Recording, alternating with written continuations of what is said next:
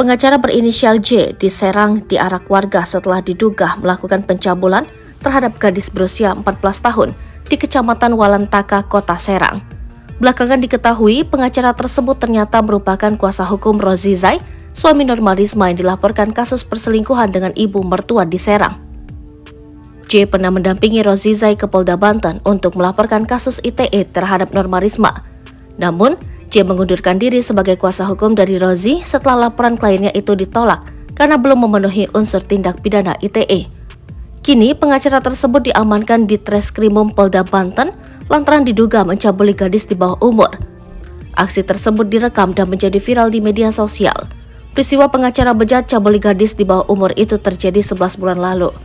Namun, pengacara itu akhirnya dikelandang warga dari kediamannya di kawasan Walentaka, Kota Serang pada Rabu 6 Desember 2023. Melansir dari Tribun Banten, Kabid Humas Polda Banten, Kombes Pol Didik Haryanto mengungkap modus oknum pengacara berinisial J tersebut melakukan pencabulan.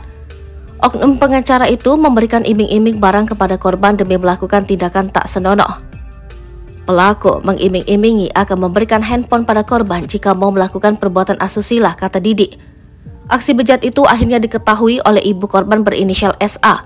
SA lalu melaporkan kejadian tersebut ke Polda Banten pada Rabu 15 November 2023. Pengacara berinisial J diserang di arak warga setelah diduga melakukan pencabulan terhadap gadis berusia 14 tahun di Kecamatan Walentaka, Kota Serang.